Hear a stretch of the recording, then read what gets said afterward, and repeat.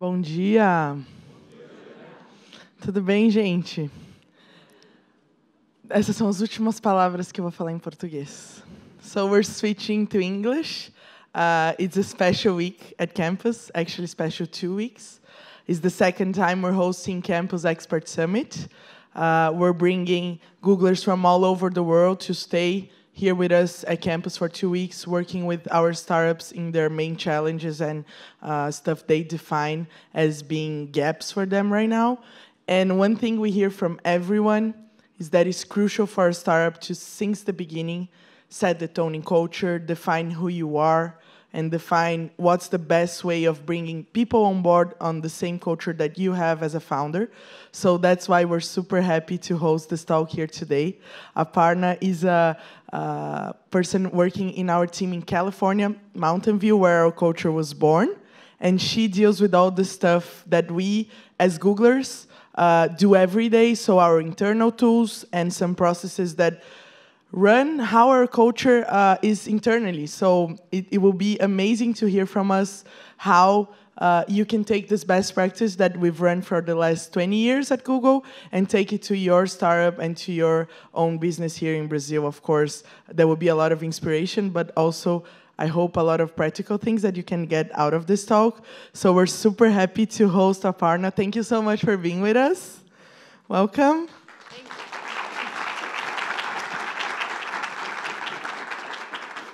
Good morning. So you can see the title of the slide. It says Googlers.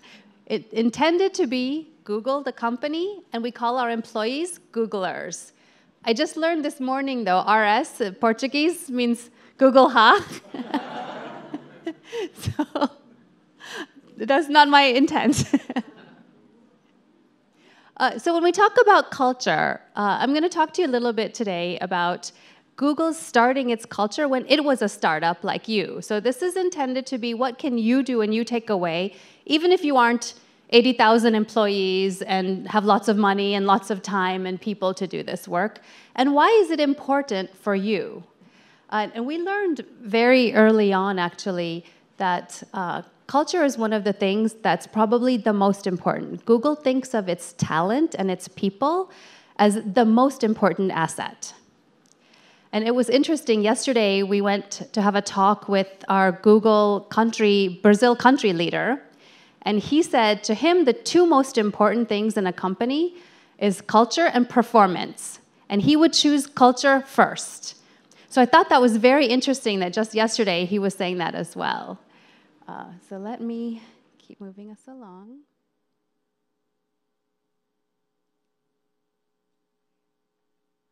So I'm going to start you at the beginning. 20 years ago, Google just started. This is a photo of our two founders, Larry and Sergey. And they started in a garage. They didn't worry about anything, but this is where our culture started. Our company has always maintained to still be a founder-led type of a company. They make themselves available weekly for questions from any and all employees on any type of topic.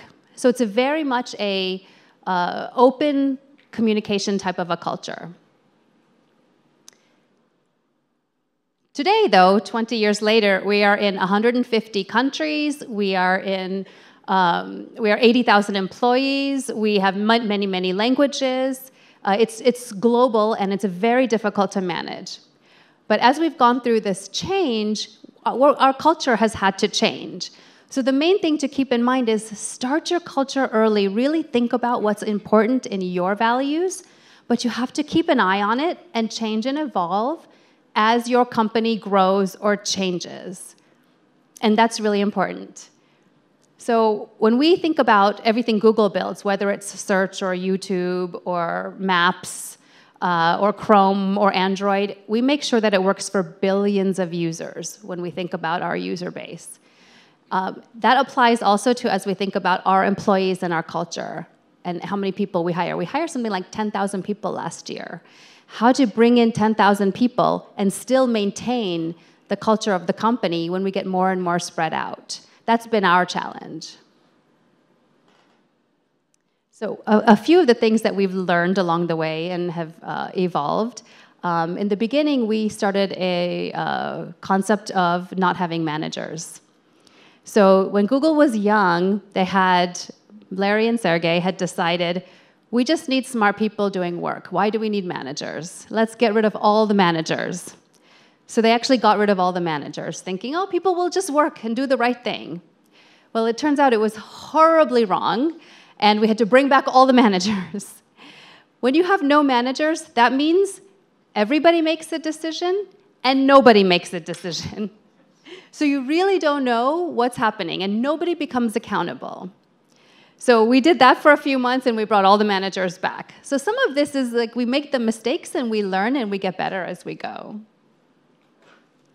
Another lesson that we learned is we used to have this thing called a Founders Award. So we thought we would give this award to different product teams as they scale and get more users on their product. It would be a great way to motivate people. Well, it turns out it didn't really work very well, and we had to get rid of that as well. So what happened was everyone became so focused just on how to get users. Oftentimes, either the quality of the product suffered or the time to market was wrong because they were just focused on getting users.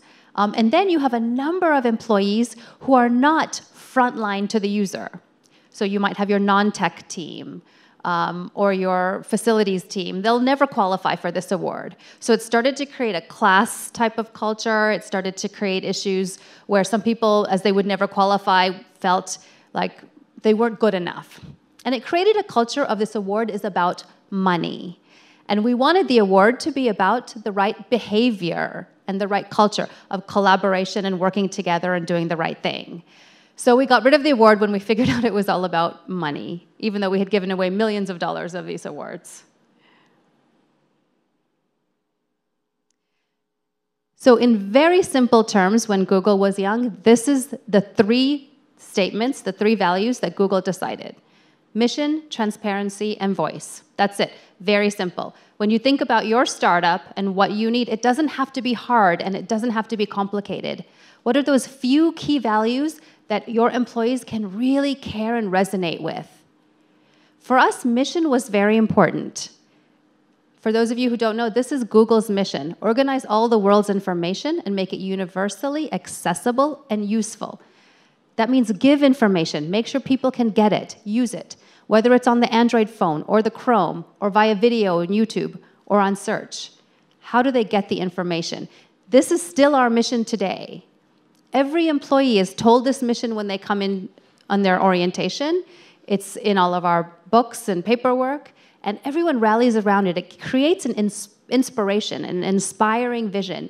You can see it's the world's information. It didn't start out as create something small. It has scaled with us in 20 years. So you want something that people can feel very proud to be associated with.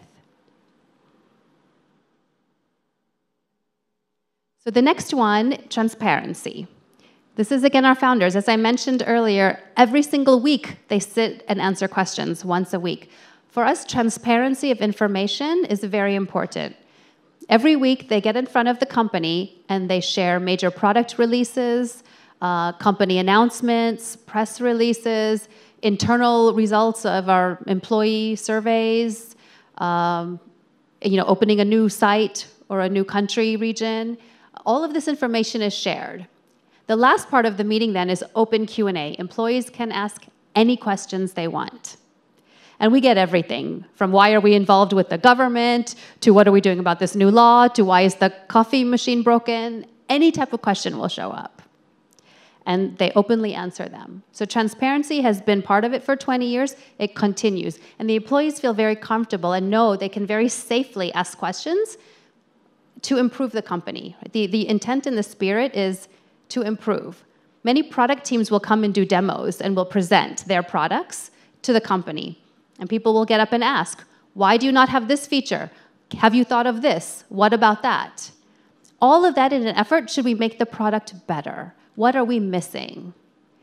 It's the idea of crowdsourcing almost. Okay, so our third one, listen.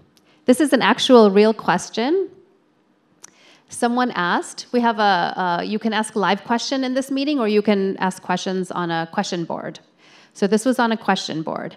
So when we say listen, it means we really listen to the employees. We have many forms of employee surveys, of chat groups, of manager groups, all kinds of groups where we get information and we listen. So this was an example in our conference rooms trying to book a meeting in a video conference, and it was always complicated. If you didn't do it ahead of time, you couldn't do a video conference. So someone asked this question, and this feature was then built into our future products. But listening is another of the value. So we said mission, transparency, voice. Right? It's still the 3 values we hold today. So when we think about our employees, again, remember I said employees to us is the most important thing. No matter how good your product is or how good your sales are, if your people are not motivated and excited and creative and problem-solving and innovative, it won't matter. Your company will eventually slow down. You need them to solve problems. They solve problems when they're excited and can be creative and feel safe to take risks. To create that culture of them doing that, this is an example of every piece of thing that an individual may go through in their journey in your company. And how do you handle these things? And how do you take care of them during these experiences? We take them all very seriously. We have lots of documentation, lots of processes on all of these things. It didn't start as one big bang. Over time, slowly it grew. As you think about your company, you don't need all these things right now, but you start to, as you grow, you think what makes sense for you at what time. And sorry, as I also mentioned, please be aware that you will need to change things. We used to do performance reviews for our employees, for example, every single quarter. So every 3 months, we would sit down and say, what were your OKRs? What did you do? And then give people a rating. Then we eliminated that and we went to twice a year instead of every 3 months, so every 6 months. And in the beginning, everyone thought, oh, how is this going to work? How do I know my performance? Am I going to be paid fairly, treated fairly? And we've been doing this for, I don't know, 5 years now or so. And it's been fine. Nobody even remembers doing it quarterly. So you'll have to make changes, and change will be hard because people, humans, are not good at change. They don't like change. But stay patient and stay with it. They will get over it, and they'll be fine. We also used to have a very large numeric system, and people would argue if someone is 3.2 or 3.4 or 3.3, and we changed all that too to make it simpler. A lot of this was we grew, and we needed to scale. And as we needed to scale, we needed to be more productive and efficient. So doing performance reviews 4 times a year, taking people out of work, write your review, get your review given to you, give feedback, all this was not productive. And the research has also showed you don't need to do that in such a forum, formally, 4 times a year. You should actually be giving feedback regularly. When we look at how do we want to evolve our culture, what do we want to solve, how do we want to solve things, the first thing we do is what problem are we solving? In the performance review example, we were solving the problem of the company was growing too fast and it was too unproductive and hard to do performance reviews so often. And the way we did them, we locked all the managers in a room and we had them calibrate all the employees. It was a very time-consuming process. So we knew what problem we were solving. Then we look at the data. Does it help employees if we do it quarterly or twice a year or once a year? What does it mean? What's the difference? And then we look at how we'll measure success. We define that ahead of time so that we know once we've launched it, were we successful or not. If you don't know your success metric or your success goal before you start, you won't know if you reached it when you're done. So an example of this is hiring. Hiring is one of the things that Google feels is one of the most important things it does, of course, next to serving all of our users. But hiring the right people and growing, of course, since we think of people as our most important asset, we have to do hiring right. Now, this looks like a very straightforward what any of you do when you hire. You see applications come in, you read resumes, maybe you talk to them on the phone, they come in, interview, maybe you hire them. It seems very straightforward. Now at Google, we make it very, very structured. we make the interviews with very set, rigorous questions. These questions are often shared amongst other employees. We have like a database of questions that oftentimes are used. And the write-ups for the questions, you have to write up the person's answers, what you thought of the person's answers, and give lots of detail to make sure that you really assess the person. This thing called hiring committee is maybe one of the things Google does that many other companies don't. Hiring committee is made up of a number of people who are not in the hiring organization. And they don't meet the candidate. They only look at all the write-up. They look at the resume, they look at the references, they look at the interview notes, and all that. And they decide, are we sure we met the hiring bar? Was there any bias? They want to make sure that the hiring manager is not just hiring in a rush, or as human behavior and unconscious bias, for those of you who know, we tend to hire people just like us. So this is a way to make sure we don't know who we're hiring just like us. We are hiring someone based on the results. So this is the purpose of hiring committee. The other thing that Google learned and changed over the years is we used to do upwards of 10, 12 interviews to get hired. Again, what problem are we solving? It takes a very long time to hire people. We're trying to hire a lot of people, and it takes so long. So what do we need to do? Do we need 10, 12 interviews? We got the data. It turns out it's actually diminishing results once you get past about 4 to 5 interviews. It added no additional information, no additional value. Hiring committees didn't change their decisions when we showed them data of only 4 versus 10. So we stopped doing that. And we said 4 to 5 interviews, that's it. It actually did speed up our hiring process, and it made it less cumbersome for needing people to interview all the time. We also really thought about what we were doing. I don't know how many know we used to do brain teaser type questions in our interviews. So we thought, oh, if people can solve these puzzles, they must be the perfect hire.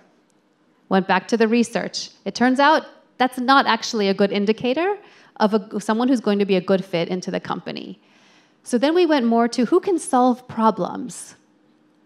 So our questions changed to more of business logic and business problems, just to learn how people can solve and think their way through a situation. So that was another big lesson learned for us as well.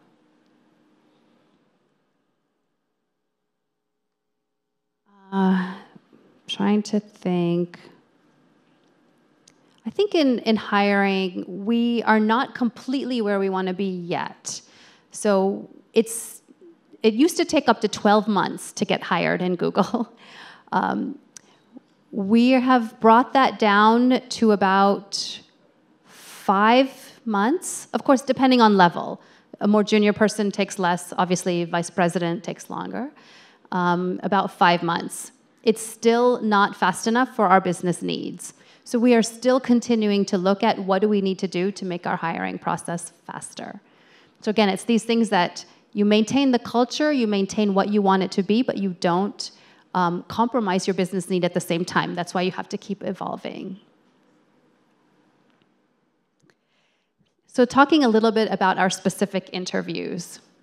When we think about our interviews, as I mentioned, they're down to 4 to 5.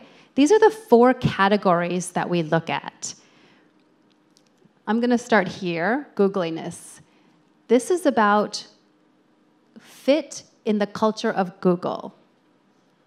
Will you fit in this environment, this very team, collaborative, you must work well with everyone kind of environment? So it's checking to see that we would like to maintain this culture as we grow by 10,000 people and 10,000 people. From the very first interview, do we feel like you're the kind of person that can work and be successful in this culture? Leadership, you all know. Taking initiative, solving problems, coming up with ideas, taking risks. Role-related knowledge is also an interesting one for us. We've evolved over time. We used to think just hire a smart person and put them anywhere, and they'll figure it out.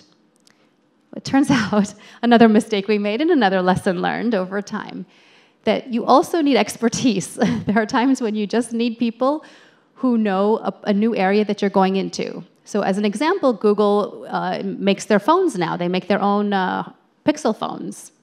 Probably some of you know this. Now we need people who know how to do hardware devices. We are a software company. We've never done hardware devices. You can't just pick up a software engineer and say, go make a glass phone with no buttons and this and that. They don't know what they're doing. You need expertise. So this role-related knowledge has become bigger and more important to us over the years of knowing that do you have the expertise for what we're specifically hiring for. This may not be news for all of you. That's probably exactly what you focus on. It was learning for us. General cognitive ability is our version. It used to be the puzzles, and now it's the logic and problem solving. So we use these 4 categories as we go through our interviews, and we assess each person in these. They can maybe be stronger in one, weaker in one, and the hiring committee gets together and discusses each candidate, every single candidate that comes in to hire, in these 4 categories. So all of us, all of my fellow Googlers who are here, we've all been through this assessment, being assessed this way.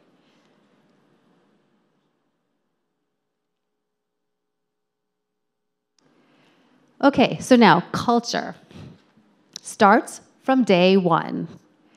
We do a pretty rigorous onboarding. I don't know if you guys have thought about, or many of you have onboarding into your company. I highly recommend it. Ours is long. It tends to be, it's 2 days, then oftentimes it's another 2 days in your specific product area or business unit. But that's where we start the culture from the beginning. We tell people, we give them examples of what is Googliness.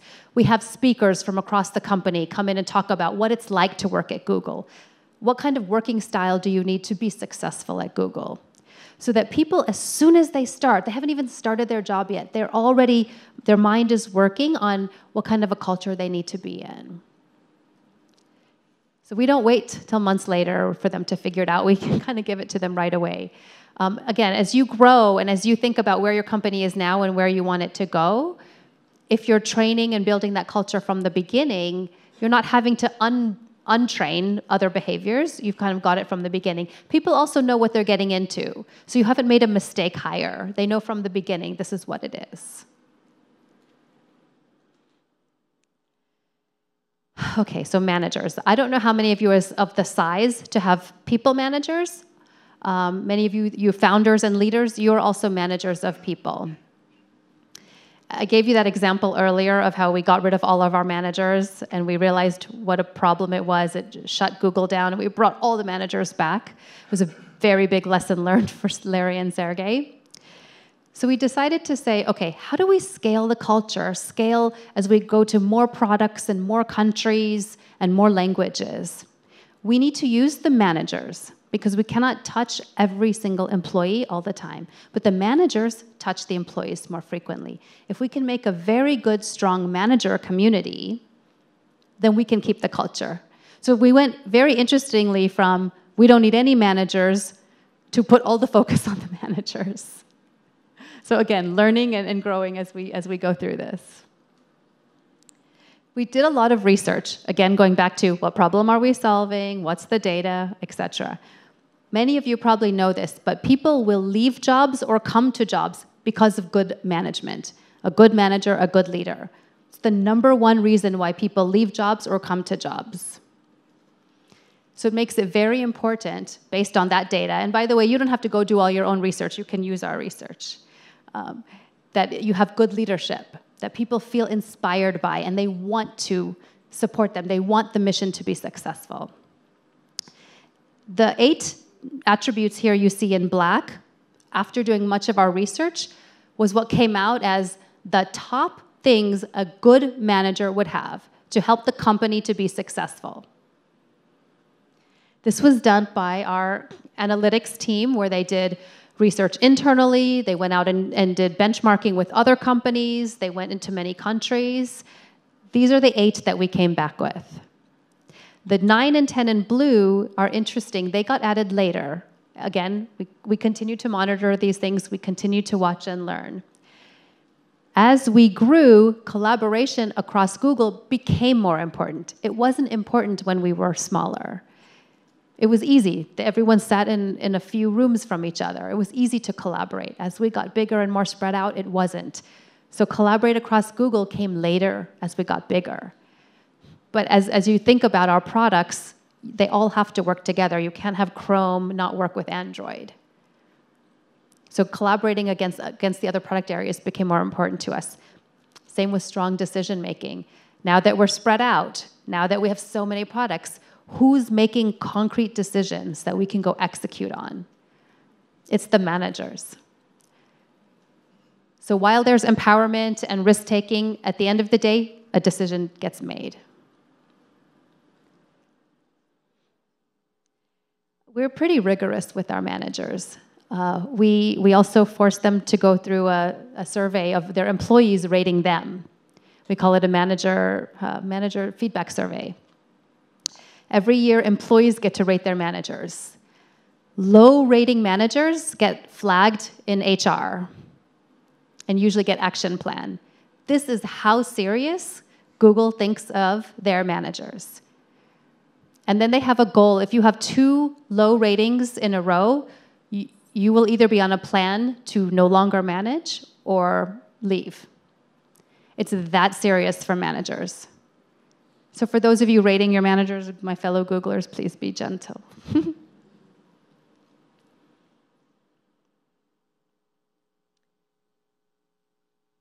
Okay, so what's another thing that we look at?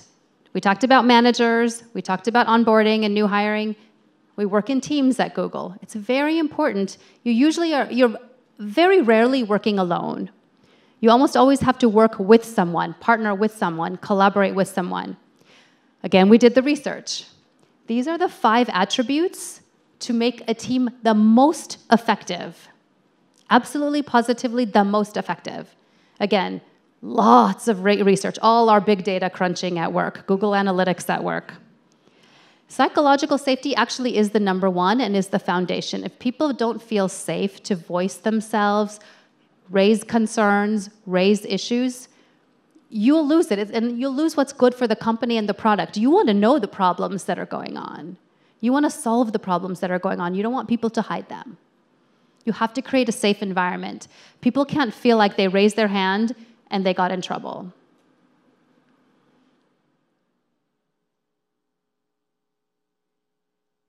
As we looked at this, it turns out that the effectiveness of teams is not who is on the team, it's how the team works.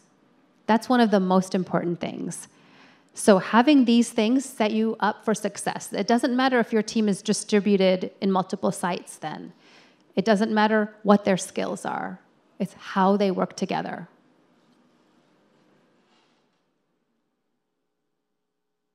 I was actually surprised by what didn't make this list. So I wrote this down because I thought I would forget what didn't make this list. And I don't know if it'll surprise you. The things that did not make this list, the degree to which the decision was made by consensus of the team. I thought it would be important for an effective team to say, did everyone feel like they had a voice and the decision was made? Didn't rank anywhere. Was the workload evenly distributed on the team? Didn't make the list.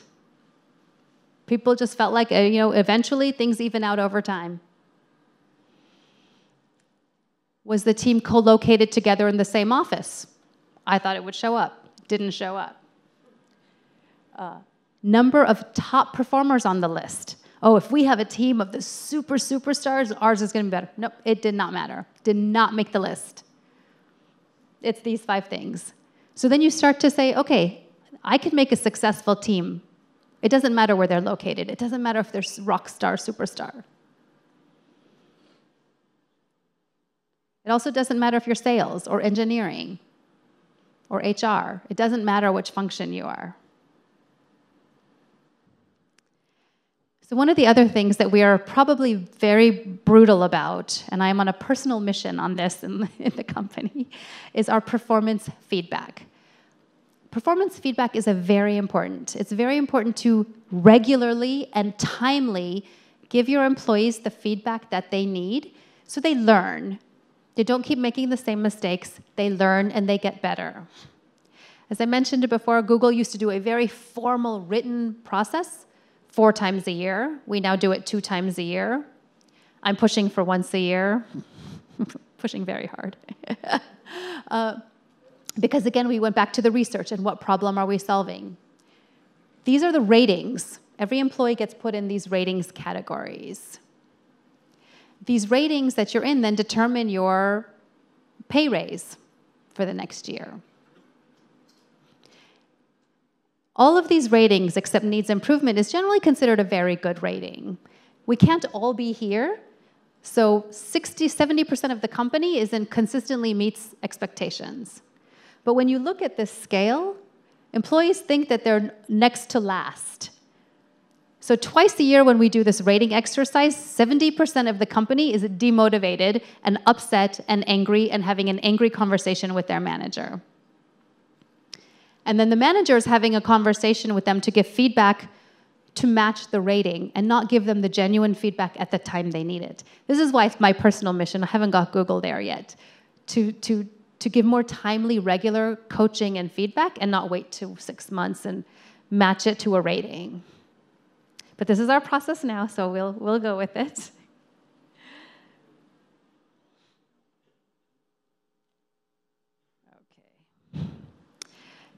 As I mentioned, the performance rating determines your pay rise. So we definitely do pay for performance. It's part of our culture. It's what every employee knows. Merit system, the better you do, the more you get paid. It's very similar to your top athletes, right? Your top soccer players, they get paid more than the other ones. Very similar concept. However, we also have other ways for employees to be recognized, so it's not only on the manager. We allow employees to give each other small cash awards to thank them for helping someone on a project. This has been very, very successful for us because it fosters a culture of helping each other, of teamwork and collaboration. And it doesn't have to be a lot of money. And it doesn't have to be a big deal, but it really, really went a long way to building bridges for people between each other. There's a monetary one that comes with a small amount of money, and then there's one that comes with no money, but it's just a very public award. What is it called? G-thanks? Kudos.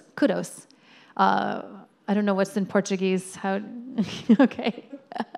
But it's basically a public way to acknowledge if someone really went out of their way and helped you. And you can copy this thanks to as many people in the company or in the team or the organization as you want. People feel very proud to get these awards. So there's a lot of ways that you can think about in your culture how you want to continue to grow it, continue to build an environment where people work together and help each other. So we came up with this non-monetary, a monetary, and then, of course, the manager able to reward.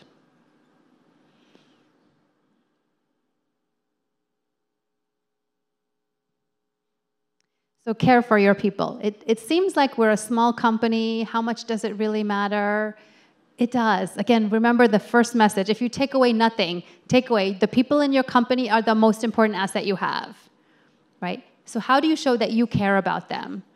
Now, everyone talks about Google, and we know our big cafes and all our food and all that. Even in a startup, even if you did just Pizza Wednesdays, that's a way to show, not by spending a lot of money, that you care about them and you want to do something to show them as a human, and a little bit of fun, lighten the load, take the mind off a few minutes, and relax, and be part of a family almost. Google puts a lot of effort into the benefits of the employees.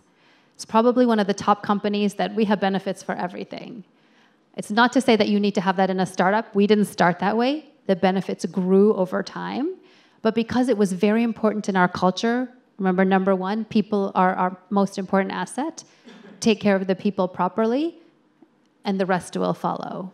That's why focusing on caring for our people was very important to us. We also focus on diversity and inclusion. It's a very important thing in Google, and we're not where we want to be. This is from ethnicity, from gender, all these things. It's not where we want to be, but it's a very important area of focus from our founders and CEO to every level of management.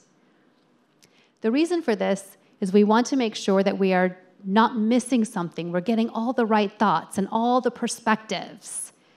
Again, if we hire everyone that's just like ourselves, who's disagreeing? Who's coming up with that new idea? Who's pushing on that old way of doing it? Why can't we do it differently? So it's not only good in general for the world, it's also good business.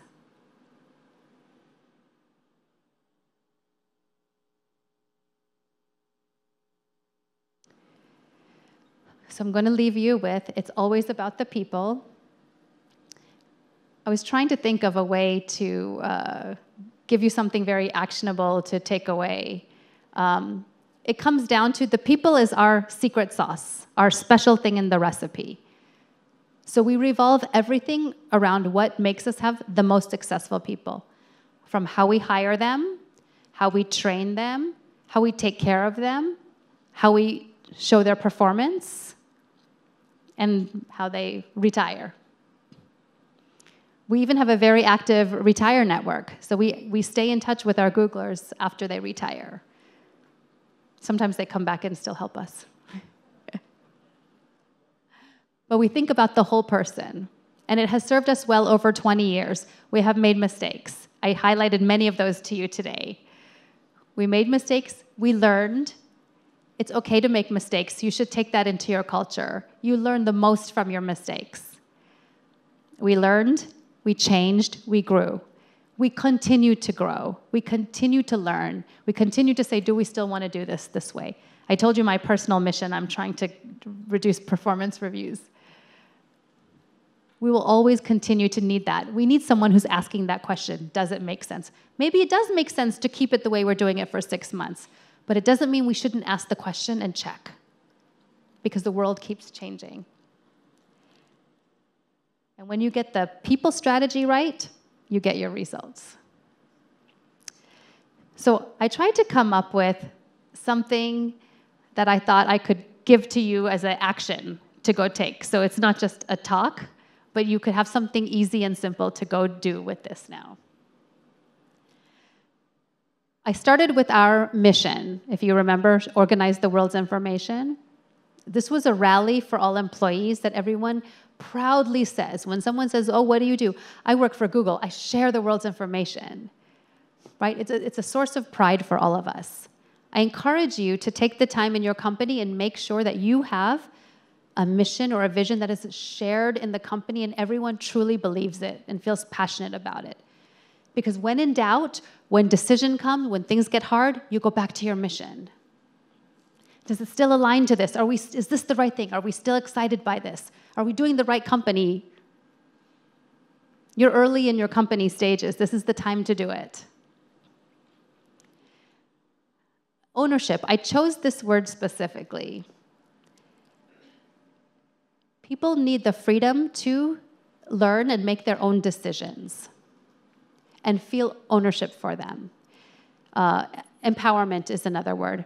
How do we make sure we are empowering our people to take full ownership of their decisions, their learning, their career, their sharing, their knowledge? So again, I encourage you as you think about your companies, how are you building that culture in your employees that they really feel complete ownership in the company, in the mission, and themselves towards that mission? So curiosity is one of my personal favorite ones. I put this on there because in my career, I've changed many different functions in a job. I've been in engineering, I've been in sales, I've been in finance, I've been in HR, I've been many different areas.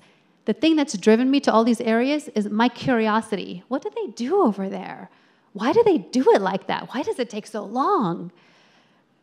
And it's my own curiosity. You walk a mile in someone's shoes, you learn why it takes so long. Or you learn how your own organization makes it so hard for them. And I feel the more that you are curious and learn about other people's areas, the more empathy you will have for what they're going through and how maybe you can help them. So it's important. My suggestion is some form of curiosity with yourselves and your employees and your company.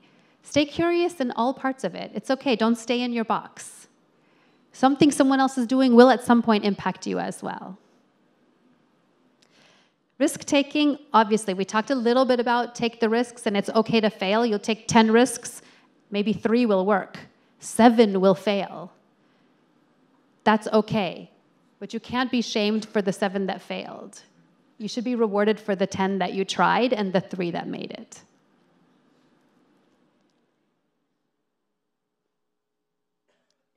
And last one is collaboration. Again, we live in a world where you have to work with other people. You can't sit in front of your desktop and think that's okay.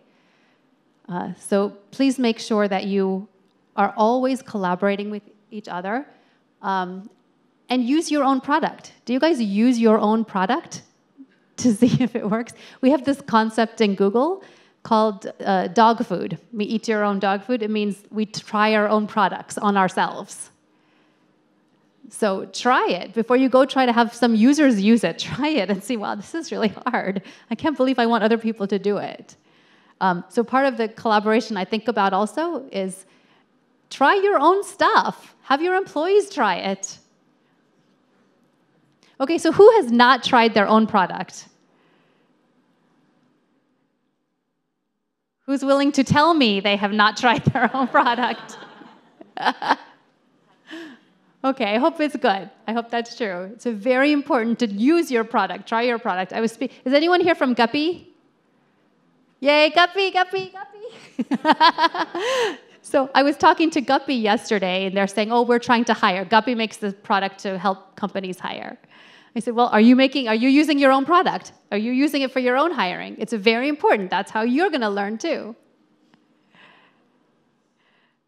Okay, on that note, thank you very much. I hope this was useful. I hope you understand the importance not only of product and your users and your paying customers, but also of your employees. Thank you.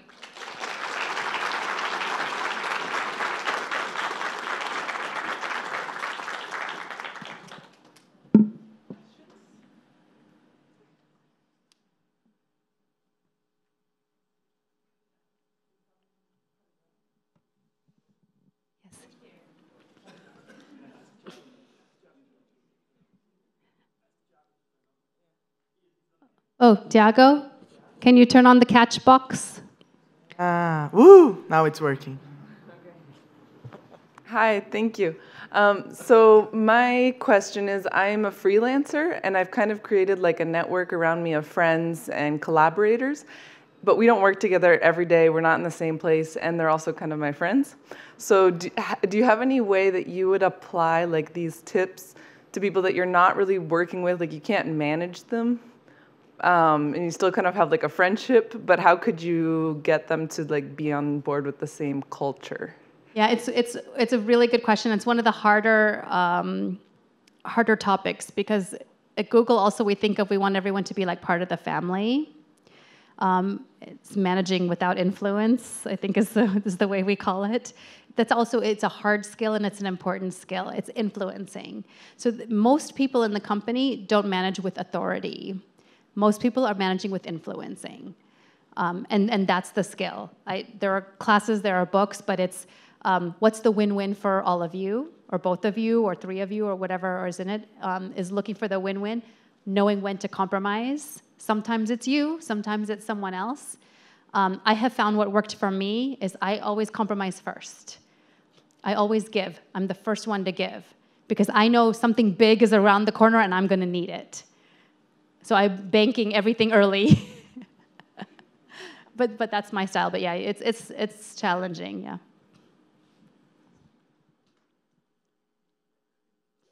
Well, talking about culture in a company makes me think about inertia. It's hard. Sometimes it's hard to change people's behavior. And since we are on ongoing companies, how would you? Is there a Google set of politics or ways to change cultures? Because people tend to go through inertia. Yeah, we're going through that right now ourselves, and things that we want to change in our own culture, and it's challenging. Are you? How many employees in your? I am a freelancer too. You're a freelancer. I have a Okay. network. So, I feel like it's never too late. It's always okay if you have a culture, or even if you don't have your values and mission and all that yet, to start it. So if you're starting from scratch, you can start at any time and say, we don't have one, let's build one. If you have one, but you're finding you need to change it, or people aren't adopting to it, that's when you need to figure out, okay, what do I do to really emphasize it? Call people out who are demonstrating the values. Really acknowledge, hey, this person is showing how they really influence and take risks really well. Call it out, show that that's rewarded in the company, as an example, right? So you call out the behaviors and the values that you want to reward. As you're thinking about changing your culture, I think be open and honest. Guys, we're here. We need to be here. We're about to get our Series A funding. This is make or break for us. If we don't do these 3 things, we won't be here tomorrow. These are the 3 things we need to go do now. Make it so they feel it in their heart. I need to do it now in time for Series A, or wherever you are, right? Then they feel ownership. Remember, I had a ownership, right? You want them to feel the ownership in their blood. So you get that sense, okay, Series A, okay, I got it. I'm going to get there because I don't want to close the doors. And then you say, very honestly, we need our culture to have these 3 things. How do we go do that now?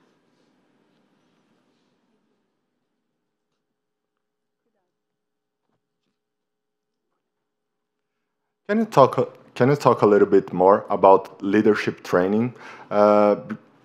You told the 10 points that makes a good manager, but can you tell me a little bit more about the process? Because as a startup, we have the challenge of we are growing, so people that were just executing, now they have to manage a whole area, Yes. and they were not experienced people that we brought from other companies. Like 9 months ago, we were a 10-people company. Right now, we are a 27-people company. So can you talk a little bit more about the leadership training process? Yes, Google went through exactly that.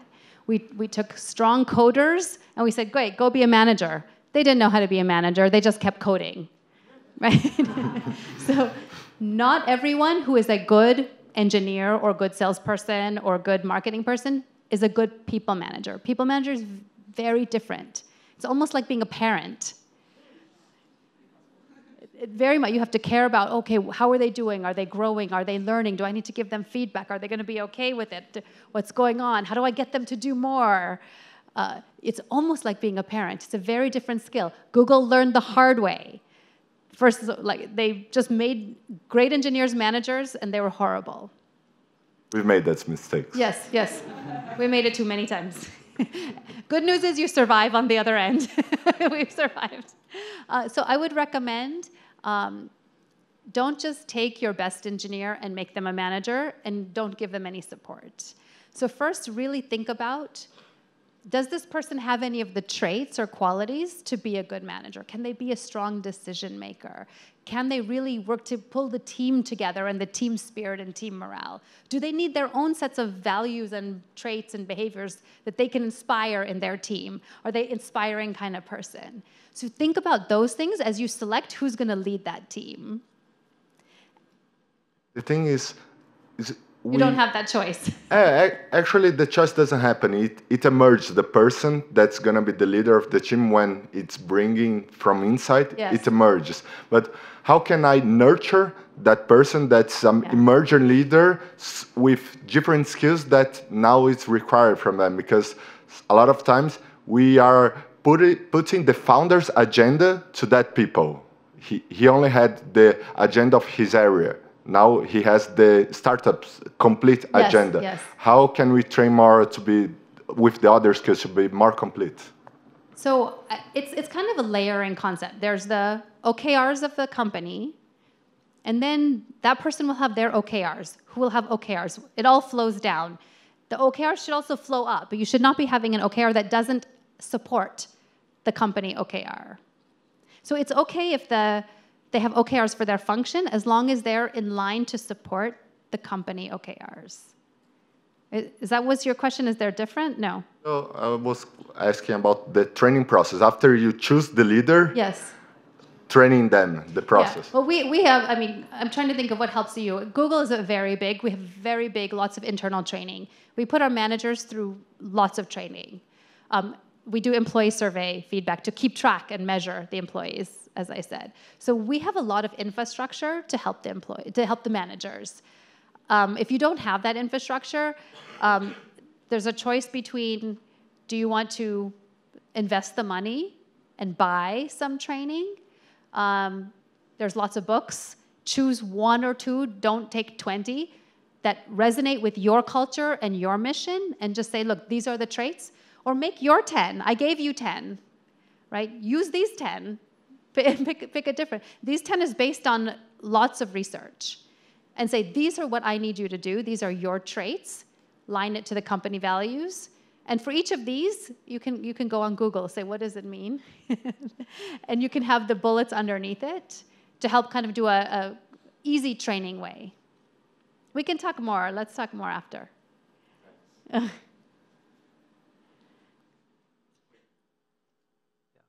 You just mentioned OKRs. So my question is, how do they play into employee evaluations and the day-to-day operations of a colleague or the organization, et cetera?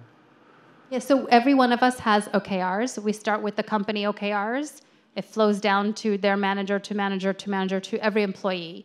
They may not be all exactly the same, because the work that I do might impact 2 of the 5 OKRs, or might directly impact one and indirectly touch a little bit of the other ones.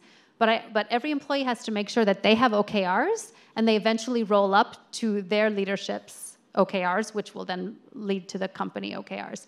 Those OKRs then go in the performance reviews that I showed. So when you talk about, are you consistently meets expectations to superb, it's how did you perform on your OKRs? It's 100% quantitative, or is there a qualitative? No, there's also qualitative. So there's the, did you meet the results? And there's a, how did you meet the results? So you can meet all the results, but if no one will speak to you again, that's not good either. One of the challenges we have, we don't necessarily have OKRs, but we have metrics for everyone on the team. But then at times there's tasks, there's initiatives that don't necessarily go to an individual metric, and so it's harder to motivate someone to perform something that's not their specific metric, that's the basis for their bonus, et cetera. Is that? So everyone should in some way touch the metrics. So even if you're making... Like a simple example, Yeah. One of our goals was to submit our patent in Q1. But no one had a specific metric around it. Our metrics are all numbers based: acquisition, activation, sales, revenue, MRR. So we didn't submit our patent in Q1 because no one had a specific metric to submit our patent goal. It was a company goal, but no one had the specific metric tied to their bonus to finish that. You need the patent, though, so that no one steals your technology, right? Like your company will fold without the patent. So it feels like it's in support of the company. So yeah, maybe it was a miss somewhere along the way. It's still tied to the company goals, but it probably need to be in there somewhere on achieving revenue or growth or somewhere. There are a number of things. One of them is file the patent. Yeah, I guess it's just hard to imagine every single variable out there and put it into an individual goal and a metric without. The person who sweeps the floor is part of it. Yeah. Everything is part of it. If the floor is not swept and you're stepping on food when you come in, you're also not feeling good about work. Every single thing, you can tie it to the company metric. And so how much time do you guys spend actually developing your OKRs? And A lot of time. yeah. Yeah. That's another thing I'm thinking about. But Just last question, does the individual collaborator have input on what he wants his OKRs to be, or is it just all top down? Oh, no, we ask the employees to design their own. Okay. And then managers have to sign off or say, okay, this works, this doesn't work. Gotcha.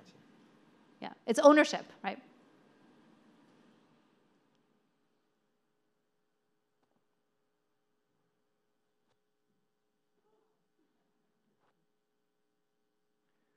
Um, Hello. It's a great moment to be here. I'm going to change all of your thinking about culture, because I work with little companies and medium companies, and all the time the entrepreneur is trying to do by his way. And it's difficult when the company becomes grow, growing. Okay, how to how can you advise me to think about a way to make him create new ways of his mission when the company is increasing or growing? It's difficult. It's difficult. It's still hard for us even now. So, like I said, we founders decided their way. No managers. Yes, yes. Come back and bring managers. That was founders just decided. Everyone was against it. Okay. Right? Sometimes you have to learn from the mistakes. There's no way to avoid every mistake. They have to learn and say, okay. Sometimes they learn from many mistakes. A long time we didn't have a CEO. It was just the founders. At a certain point, they said, we need adult supervision. We need a CEO who knows, experienced how to do this, what to do. These things come hard way sometimes. You learn the hard way. You just keep trying. It's you can tell. Oftentimes I say this. You can tell people and tell people. They don't get it sometimes until mistake happens, unfortunately. But you give these examples. There's lots of case studies. You can give examples of, you can learn the hard way yourself, or let me help you get there now. So part of what I'm trying to talk about is you can learn the hard way. Culture doesn't matter. But if you take it as seriously now, your employees, you don't have to learn the hard way later. It's so difficult, this. Yeah. Yeah, it's hard to set up. It's hard to take the time. You're so small. You're focused on users. You're focused on getting revenue, getting customers. We can change then. He needs to change. Okay. Yeah. Thanks. Hello. Hello. Okay. Thank you. Actually, it's a very general, so I'll just bring a topic, and I would like you to develop a little bit, if possible. Would be feedbacks. We have some people that work with us who are not completely in the, like, we have the administration of our company, and there are some people who help us. Like, we have a mediation company. I have mediators. I put this way. How can we establish feedbacks? Would be something. Do you have any tips of how to establish? You said that it's important to have them frequently, but also there is the point that we are working and have a lot of things happening. How can we harmonize this in our daily life? So feedback with each other? Yeah, with each other, with people that we coordinate with. Feedback. That's what I would like to talk about. It's a marketplace of mediators. That's it. I just want to make sure I'm understanding the question. This is feedback with your individuals as you're working together, not with customers or... No, yeah, inside. Okay, inside, yeah. Yeah. So, for us it's very important, and I'm a big fan of give feedback right away, timely. Otherwise you stew and get angry, and it just hurts your stomach, and you bother later, and you get more and more angry, and the other person doesn't even know you're angry. And then you one day explode. So I think it's important if one of the values or mission that we had earlier was transparency and voice, it's important to open that up in your company and say, this is an important value to us. It's okay for us to give voice to what we're thinking and feeling. If it's a value that you can keep pointing to when someone's saying, you're giving me so much feedback, say, but that's how we get better. It's our value, right? You can always point back to the value. And then it should be constructive. It shouldn't be about, well, and then you wore a blue shirt and I didn't like that. And be very about the work and constructive. People will take feedback very personally. And you want to not have it be about the person and have them take it as, I want us to do well. I'm hoping we can get better. This really bothered me. Or how can we improve this? So it has to be in a constructive and positive way. Then it's okay to do it every day.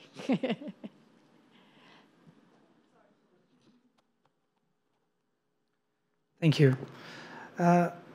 What do you guys do with the bad ideas? I really like the bad ideas because fantastic things came from the bad ideas. I mean, sometimes an employee see another way to do something, and the manager don't see this like good. Oh, okay, this works. No, this does not work. Like you said, or a new product, or doesn't matter what. This ideas the manager said is not good. What do you do with this information? Because sometimes a lot of companies lost a lot of good ideas because the manager don't see value on that things. So how you guys handle this? We're probably too big to do this well. It's probably not something that we do well. But we have lots of different forums to collect ideas. So no idea is a bad idea. It's just an idea we don't implement, but it's not a bad idea. We have something called bureaucracy busters, where people can submit all kinds of ideas saying, this takes too long, this is too hard, this isn't good in our product, this isn't good in our company, it's too hard to file expense report, whatever. So we collect ideas there, and depending on the area that it impacts, that team has to go and answer every idea. They can choose not to do it. They can say, you know what, this is going to cost me this much money to do it, not right now. But they have to look at every idea and answer every idea. What gets implemented, obviously, you don't have unlimited people, you don't have unlimited time, you'll pick and choose. What we're not good at, then the list is there, and oftentimes what happens is just by natural human nature, people will bring the idea again later, and people will just keep bringing. The good ideas will tend to keep getting voted up again and again and again, and they'll keep coming back. Other ideas will slowly die if they were never implemented and you don't hear from them again. So kind of, we have this expression, the cream rises to the top. I don't know, something here. I don't know, Faye, if there's something like that in Portuguese. Like it's, the good ones will just keep coming up again and again. And the other one, maybe we didn't understand it. Maybe it was too early in our journey. Maybe we weren't ready for it yet. So it's okay to come back and revisit it later.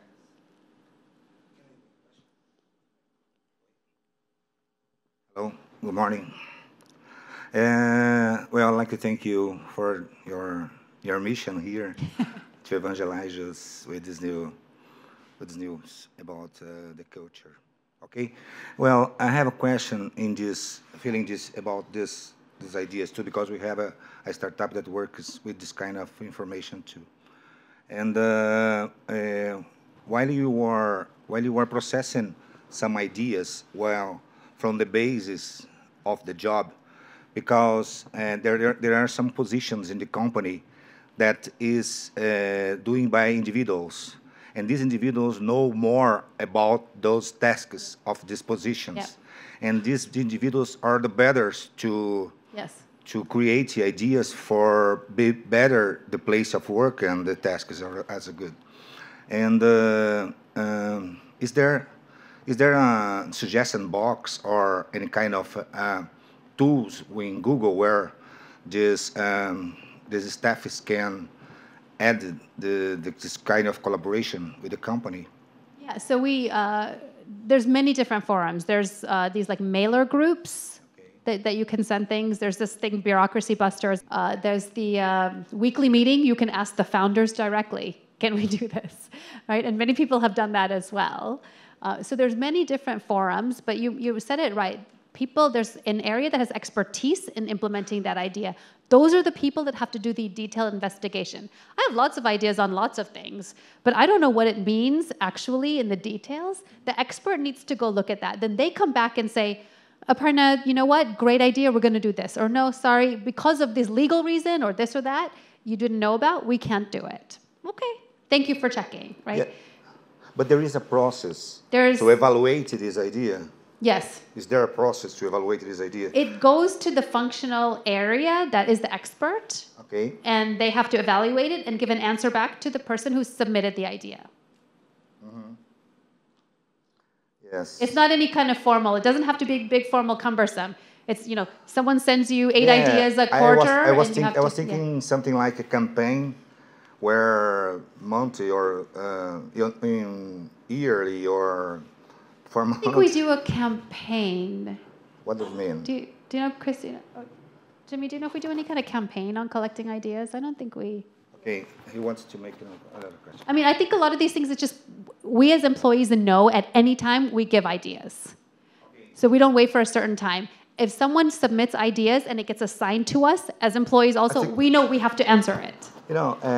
This question is very important to me, especially to make it here in Google, because you work in not only verticals, but horizontal ways, working with people.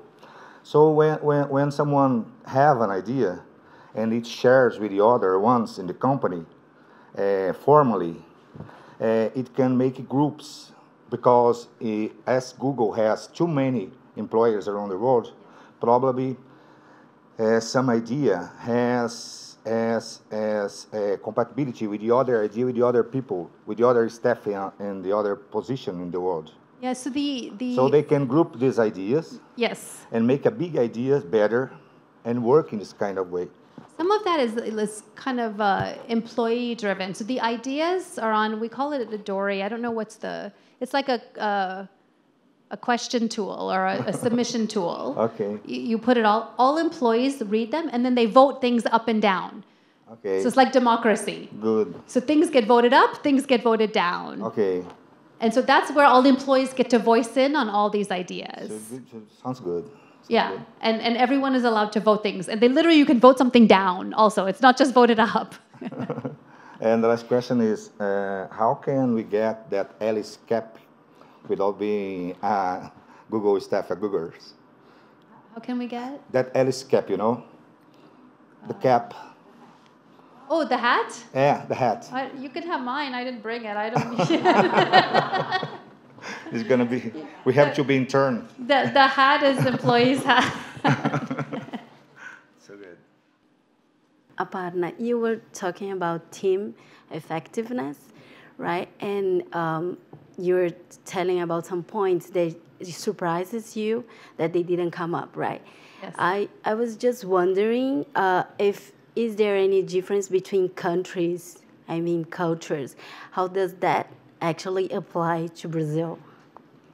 So when we did the research, we did it globally. We did EMEA, we did Asia Pacific, we did South America. So we did global research, and that's our short list. And just to plug, tomorrow afternoon, we're doing a whole session just on teams, effective teams. So if you want to come to that. Thank you. Hello, thank you to be here with us. And do you have any mistakes sometimes when you hire new talents without the Google culture? Oh, we make lots of mistakes. Yes. And if you can't solve this problem, how can you make in this situation, and how long is the way to dismiss this person? How long is the way to dismiss this person? Dismiss this person. Yes. Yeah, okay. So, yes, we make lots of mistakes. So we keep trying to think we'll fix our process and we'll not ever make a mistake. That doesn't always happen. But that's why we put a lot of emphasis on hiring. We put a lot of emphasis on our orientation. And we put a lot of emphasis when the employee first joins for the first 3 months. Usually they don't have OKRs. They don't have things that they're responsible to have to get done. It's come into the company and become one of Google. It's very important that we allow them the time to really become in the culture. So we know it's a hard culture to come from somewhere else and suddenly become. So we put a lot of time and effort to say no OKRs in the first 3 months, let them slowly ease their way in. People have a hard time. They join and they want to start working right away. And so we try to slow them down and let them absorb. Still, mistakes come. People don't want to work with others. They, whatever's the thing. This shows up in the performance reviews. It can show up in feedback. There's many vehicles. If they're a manager, it can show up from their employees. So there's many ways that it can show up. We have a human resources department that goes and helps. Our first idea is how do we save the person? Do we give them more coaching? Do we give them training? Do we give them a personal coach? Not just their manager, but some third-party type of person just to help them. So we do a lot to try to save them. At some point, if it still doesn't work, you have to dismiss. There's no set timeline. It varies on the individual and the plan and the amount of progress. If you're seeing signs of progress, you might keep going. If you're seeing things are not changing at all, you might cut off sooner.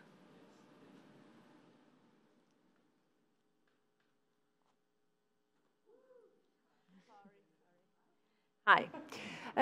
What's your tax percent of turnover, and what are the reasons?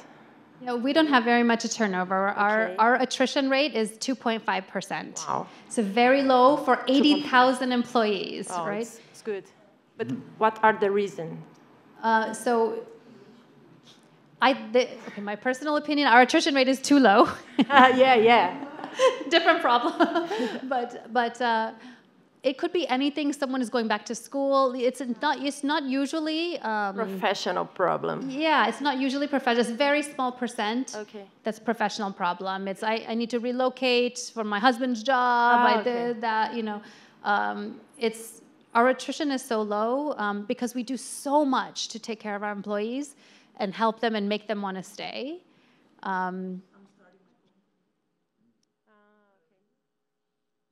Actually, yeah, we had some who start their own company. Yeah. Yeah. Oof.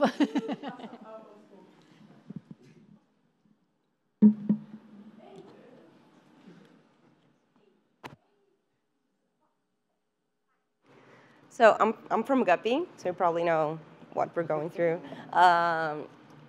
You did mention that you guys change a lot of your processes. I can imagine that you gather a bunch of data on that, and that the change goes like slowly throughout the company. How do we organize and structure our processes to make sure that we're still leaving room to be flexible and to grow? Because we kind of need to change very fast. And I have the feeling that sometimes we're changing the processes, but we don't really gather any data. We feel like we should change stuff, and then we change the way we do things. So how do you think we could, adapt that and make sure we structure our processes and are able to grow, but still leaving room to be flexible? Yes, this is my passion area. You should invite me back for a whole week just with you. But process is, we too many times we misunderstand and we think it has to be this big, complicated thing, and it doesn't. You have to remember you took a process just to get here today. Right? You got ready, you got in the car, or you walked, or metro, or whatever. That's a process, right? So, and the difference with the process, the mistake everyone makes is they overdo it and think it has to solve for every corner case, every situation. It will never do that. The purpose of your process is to be your the most standard, repeatable, scalable part. That's usually about 70%. There will be 30% that will have to be manual, something out of cycle, something, and that's okay. If you design your process to have to handle all these things, it will be very complicated and cumbersome, and then when you need to change it, you can't, because you won't be able to undo all of this. So my advice is take your process down to the basics. That's about like 70% consistency across. Allow the 30% to keep changing all the time, or even if you have to dip into the 70 to change, it's easier. We made lots of mistakes. We designed for the whole thing. Hiring is an example. We used to do a lot of hiring that was not specialized. Right? Remember how I said, oh, take a smart person, put them anywhere. So we would hire people, and we would put them places. Now, and so we build all our process to do this pooled hiring. We're going to hire a whole bunch of software engineers, and then we'll put them in the company. Interview questions are the same. Feedback is the same, everything, and put them there. Now we're like, oh, I need someone who knows big data. I need someone who knows AI. Now I want specialized hiring. Guess what? Our whole process doesn't allow for special interviews. So we had to redo the whole thing. Very big mistake we made, very hard lesson learned. So now as we think about things, we say, what's the minimum that has to get done? And the rest, I keep evolving. Hi, thank you. Also from Guppy, so we share the same problems. What kind of frameworks and I don't know, tools you use for making decisions and assuming risks, like risk management and making hard decisions? So for us, it's a lot of the data, right? Always go back to what problem are you solving? That's the first thing. Anytime someone talks to me, they know what problem am I solving? Because that's the first thing I ask. Why are we talking? What problem are you trying to solve? So make sure you all agree and you know this is a real problem and you need to solve it, right? From there, things will come naturally because people will always jump to, let's make a tool that does this and that. But what problem am I solving and will this tool solve that? Right? Take people back to what problem am I solving? Always start there. And then from there, I'm a big fan of take risks, especially when you're in a startup. You can afford it because you're not affecting 80,000 employees and you can change more quickly. Have a higher risk threshold than we can, is what I would recommend for you guys. And try it. If it doesn't work, undo it.